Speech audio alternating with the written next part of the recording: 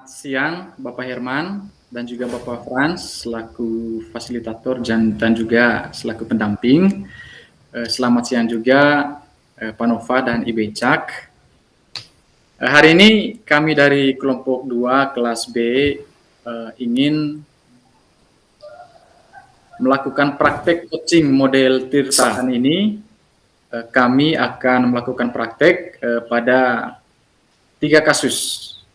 Dan pada kesempatan ini kami ingin melakukan praktek pada kasus pertama. Sebelumnya saya ingin memperkenalkan. Nah, pada kasus 1 di sini kasusnya seorang guru sangat memahami jika Rina, salah satu muridnya, berbakat dalam berpidato dalam bahasa Inggris. Ia mendorong Rina untuk mengikuti perlombaan pidato dalam bahasa Inggris tingkat kabupaten.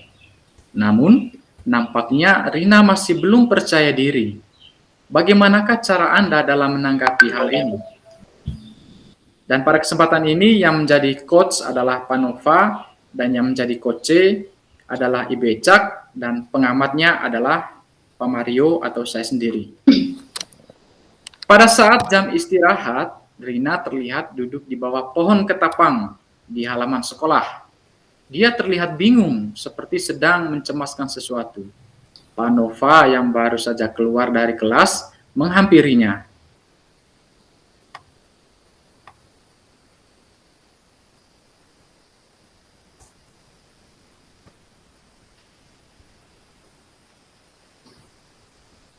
Unmute Pak Nova. Halo Rina. Iya Pak. Rina, kok kaget? Ayo, Rina lagi melamun ya? Loh, diam. Rina, Bapak mau ngobrol denganmu. Mungkin sedikit agak lama. Bisakah Rina? Bisa Pak. Rina untuk mengikuti lomba pidato bahasa Inggris. Tapi Bapak perhatikan sejak itu Rina terlihat murung dan tidak bersemangat. Ada apa dan kenapa Rina? Gini Pak, saya memang perlu seseorang untuk membicarakan masalah yang sedang saya hadapi. Terima kasih ya Pak, sudah peduli dan mau mendengarkan saya.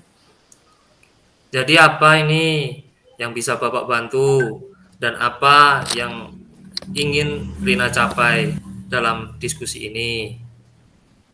Saya hanya ingin dapat solusi Pak dari masalah yang sedang saya hadapi sekarang. Terus ada lagi Rina? Saya bingung Pak dengan apa yang saya rasakan saat ini. Saya ingin tahu penyebabnya apa Pak. Coba Rina ceritakan ke Bapak apa yang Rina rasakan saat ini. Jujur Pak, sebenarnya saya senang sekali ketika dipilih untuk mengikuti lomba pidato bahasa Inggris. Tapi saya merasa sangat takut untuk mengikuti lomba itu Pak. Apa yang membuat Rina merasa takut?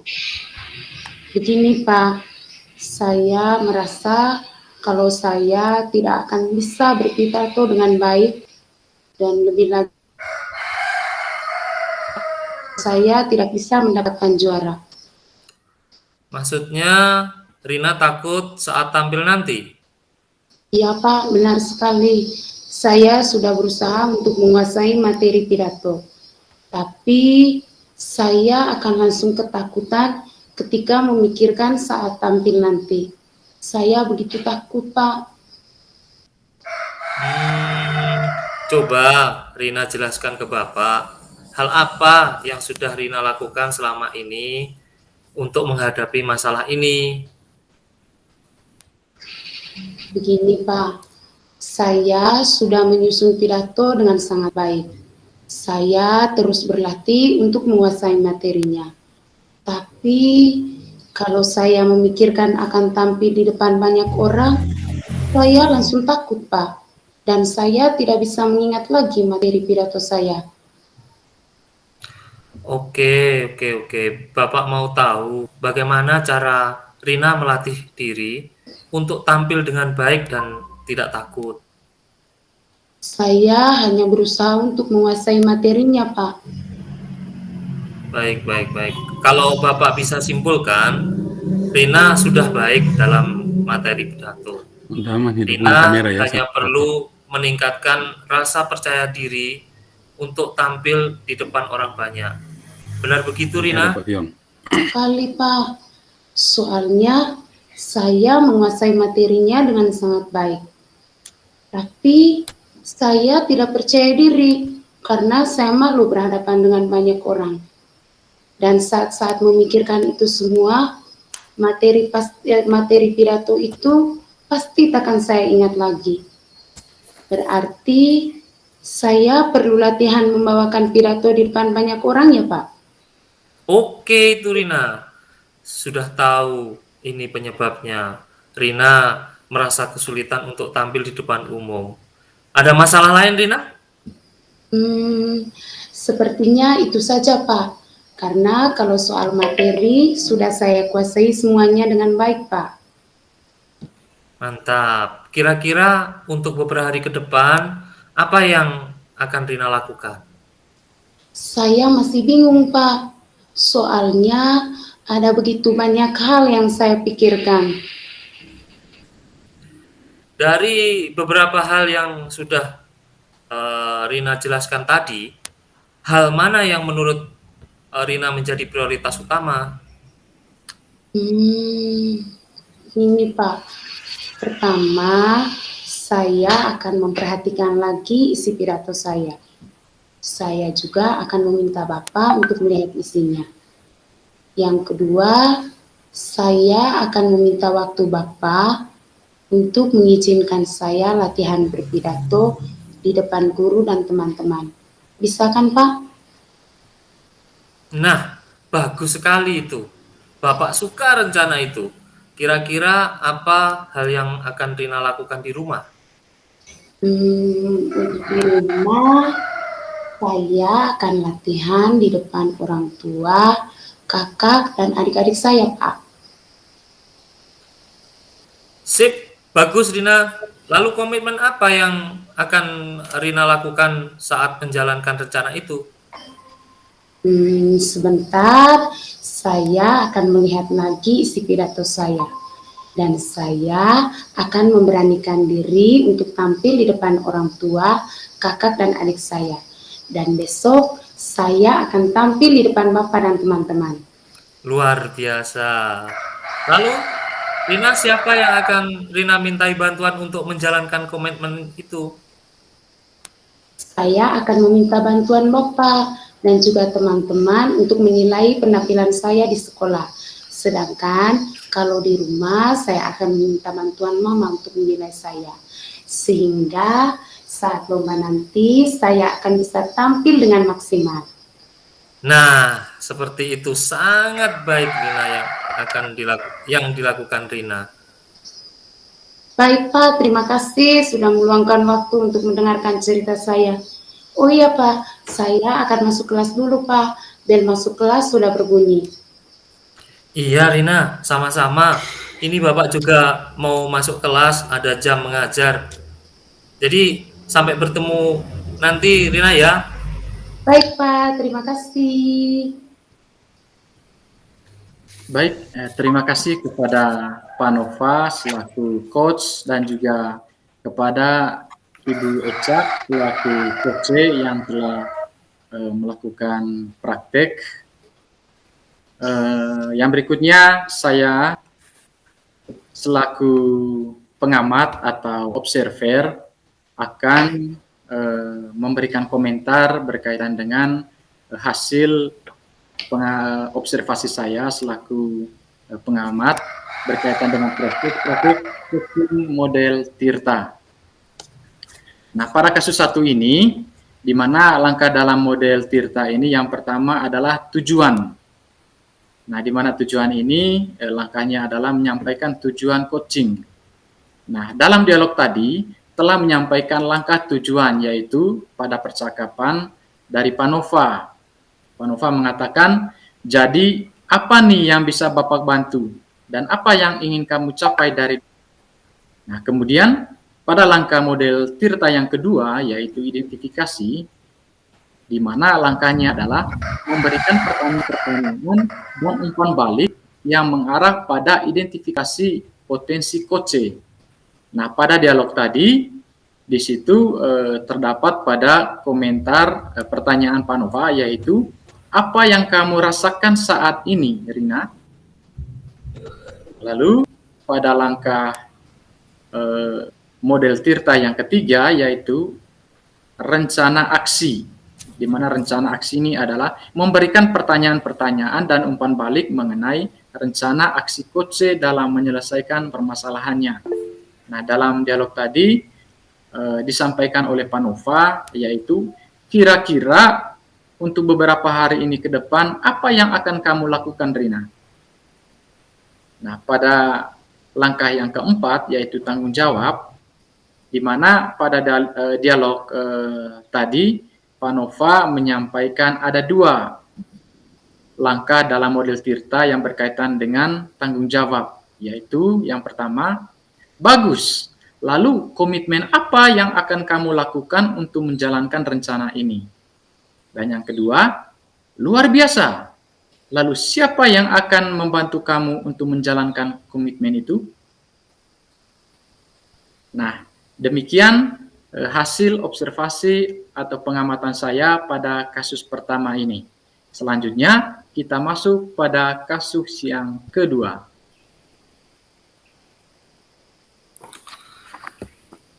Terima kasih banyak. Selanjutnya kita masuk di kasus 2. Kasus 2 ini saya atas nama Nova Dwi Dewantoro sebagai pengamat. Lalu Ibu Maria Elisa Dahlia sebagai coach. Dan Bapak Mario Kurniawantoro sebagai coach C. Kita lanjut langsung saja di kasus 2. Saya akan bacakan kasusnya. Seorang murid bercerita jika dia merasa diperlakukan tidak adil oleh seorang guru. Guru tersebut membuka les privat, dan sebagian besar murid di kelas mengikuti les privat, kecuali murid tersebut. Murid tersebut merasa tidak nyaman ketika guru sering menyindir murid tersebut tidak mau mengikuti les privat.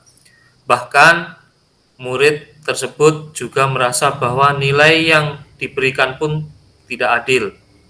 Para murid yang mengikuti les guru tersebut mendapat nilai yang lebih baik dan murid tersebut dari murid tersebut.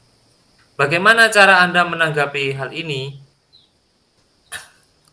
Lonceng istirahat berbunyi.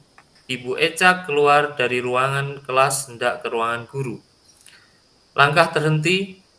Di depan pintu kelasnya berdiri Mario dengan wajah gelisah dan bingung. Mario, kenapa kamu berdiri sini? Ada apa, nak? Ibu, bisakah saya meminta waktu Ibu sebentar? Saya ingin berbincang dengan Ibu.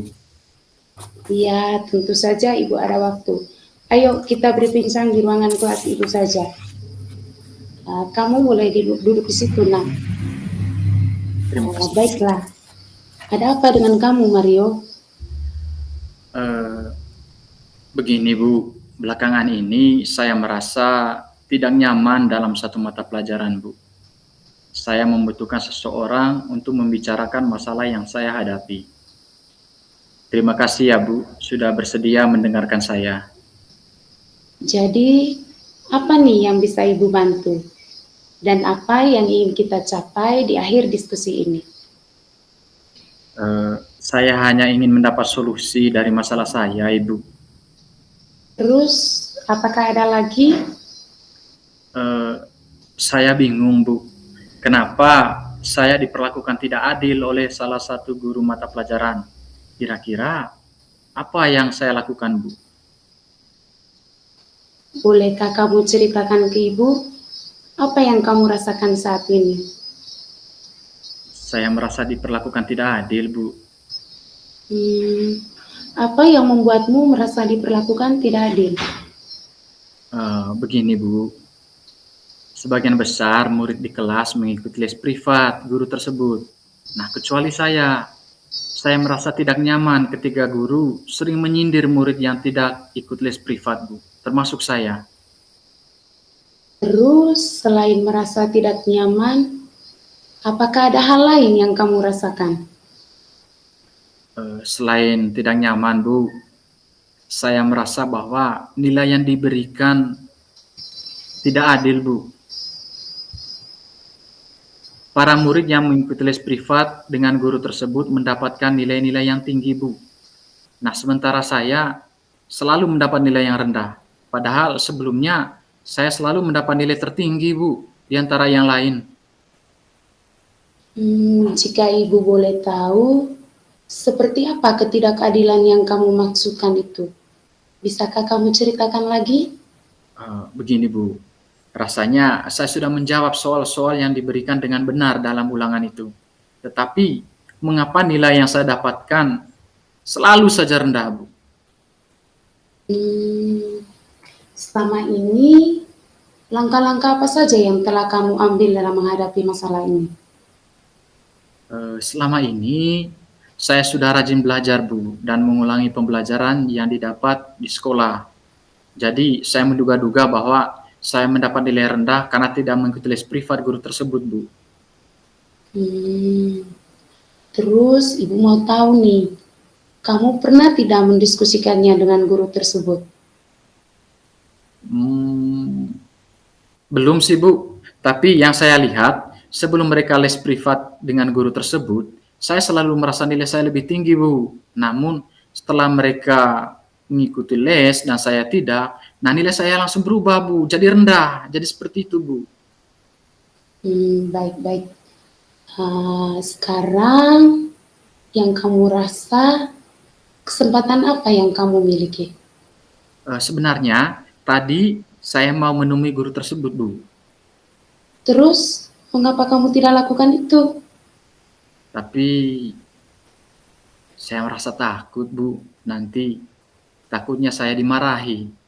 Nah itulah mengapa saya ragu-ragu Bu, dan menemui Ibu sekarang. Menurut kamu, apa guru tersebut pernah marah-marah? Gurunya baik sih Bu, sebenarnya. Kemudian pembelajarannya juga menarik, metode dan medianya juga variatif. Saya sangat menyukai pembelajarannya Bu, jujur. Wah, kalau begitu, kenapa kamu tidak coba saja? Itu tentu akan membantu kamu menyelesaikan masalahmu. Benar juga ya Bu. Harusnya saya mencoba menemui guru tersebut tadi. Bagus. Itu yang harusnya kamu lakukan. Terus nanti setelah kamu bertemu guru tersebut, apa nih yang ingin kamu sampaikan kepadanya? Saya ingin menyampaikan bahwa saya tidak ikut les, kemudian saya akan bertanya, apakah itu mempengaruhi nilai saya di kelas.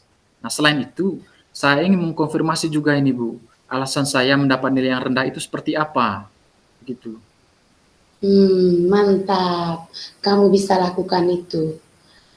Selain itu, menurut kamu sendiri nih, apa kekuatan yang kamu miliki sehingga kamu merasa sangat yakin mendapatkan nilai tinggi walaupun kamu tidak ikut les privat? Nah, begini Bu, saya selalu juara kelas Bu sebelumnya. Nah, selain itu, saya juga selalu belajar dengan rajin, dan saya selalu mengerjakan tugas dengan baik Bu. Tapi akhir-akhir ini saya mengalami kesulitan belajar Bu, karena setelah pulang sekolah, saya harus membantu ibu jualan kue keliling dari rumah ke rumah, karena kios yang dulunya menerima titipan kue dari ibu tidak dibuka lagi Bu. Begitu ya ceritanya. Apakah hal itu menurut kamu mempengaruhi belajarmu? Sepertinya iya sih Bu, saya menjadi kurang maksimal belajar karena saya harus jualan keliling hingga sore. Kemudian pulangnya kadang sampai malam, kemudian saya langsung tertidur karena kelelahan, Bu. Nah, coba kamu pikirkan kembali tentang nilaimu.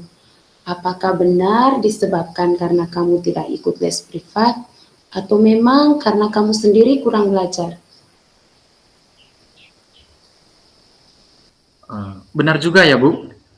Mungkin karena ini saya jadi tidak fokus dalam belajar. Jadi, apa yang akan kamu lakukan sekarang? Saya tetap akan bertanya kepada guru tersebut, Bu, untuk memastikan dugaan saya. Nah, selain itu, saya akan mencoba membuat jadwal belajar dengan baik, Bu. Lalu, saya akan mengusahakan belajar sebelum jualan kue dan meminta Ibu untuk mengurangi jumlah dagangan saya, sehingga saya tidak jualan kue sampai sore. Karena bagaimanapun saya harus tetap membantu Ibu, Bu. Bagus sekali solusi tersebut. Mantap, mantap. Terus, ada tidak hal lain yang akan kamu lakukan? Untuk ikut les, saya rasa saya tidak bisa, Bu.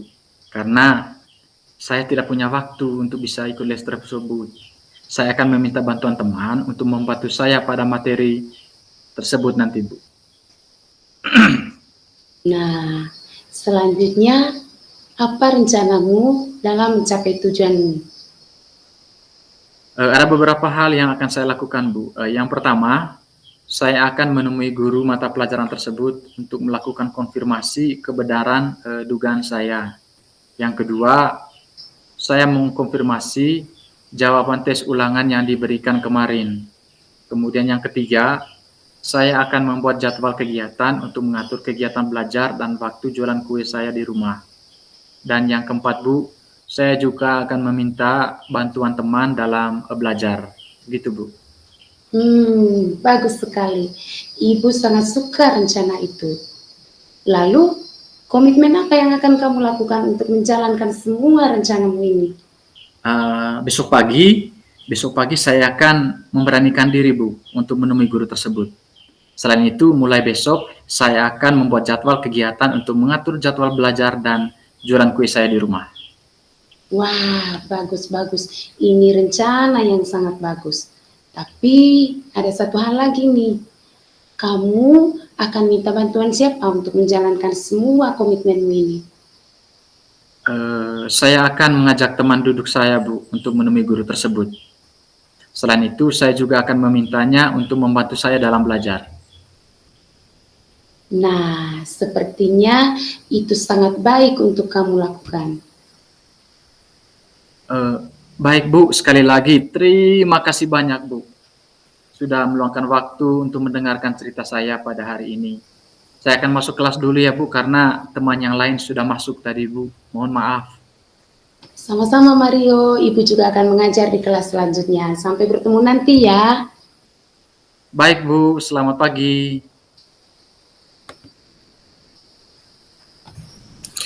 Ya, terima kasih untuk kasus 2 yang sudah diperankan Ibu Maria Elisa Dahlia sebagai coach dan Pak Mario sebagai coach. Jadi di sini saya sebagai pengamat akan menyampaikan hasil lembar pengamatan saya sesuai dengan model Tirta. Sehingga di sini ada 4 langkah model Tirta, yaitu yang pertama, langkah pertama, tujuan, menyampaikan tujuan coaching. Komentar saya telah menyampaikan langkah tujuan, yaitu pada percakapan saat Ibu Ecak bercakap, yaitu jadi apa nih yang bisa Ibu bantu dan apa yang ingin kita capai dari diskusi ini. Dari percakapan tersebut mengandung tujuan seorang coaching. Langkah yang kedua yaitu identifikasi, yang memberikan pertanyaan-pertanyaan dan umpan balik yang mengarah pada identifikasi potensi coaching. Di sini saya menemukan ada 2 tadi percakapan dari Ibu Ecak selaku coach, yaitu yang pertama, boleh kamu ceritakan pada Ibu apa yang kamu rasakan saat ini. Terus yang kedua, Ibu Ecak, ada lagi percakapan dari Bu Ecak yang terus, selain tidak nyaman, adakah hal lain yang kamu rasakan? Nah, dari kedua percakapan tersebut, dari Ibu Ecak, ini mengandung menurut pengamatan saya identifikasi dari model Tirta. Yang ketiga, rencana aksi. Memberikan pertanyaan-pertanyaan umpan balik mengenai rencana aksi Coach dalam menyelesaikan permasalahannya. Tadi saya menemukan menurut komentar saya, ini ada tadi penglihatan saya ada empat pertanyaan yang dalam percakapan antara Ibu Ecak dengan Pak Mario, yang Ibu Ecaknya sebagai coach. Yang pertama, lalu kesempatan apa yang kamu miliki sekarang? Percakapan yang keduanya, bagus, setelah kamu bertemu guru tersebut, apa yang ingin kamu sampaikan? Yang ketiga, jadi apa yang akan kamu lakukan sekarang? Dan yang keempat, nah selanjutnya apa rencana kamu untuk mencapai tujuan? Berikut ini yang pengamatan saya yang masuk dalam model Tirta rencana aksi. Dan yang terakhir yang keempat yaitu tanggung jawab, model Tirta yang bertanggung jawab. Memberikan pertanyaan-pertanyaan dan umpan balik mengenai komitmen Coach dalam menjalankan rencana aksinya. Nah, di sini telah menyampaikan langkah tanggung jawab yaitu pada percakapannya Ibu Ecak, yaitu lalu komitmen apa yang akan kamu lakukan untuk menjalankan rencanamu ini. Dan yang kedua percakapannya Ibu Ecak yaitu siapa yang akan membantu kamu dalam menjalankan komitmen ini. Jadi berikut hasil dari pengamatan saya selaku pengamat yang sesuai dengan langkah dalam model Tirta.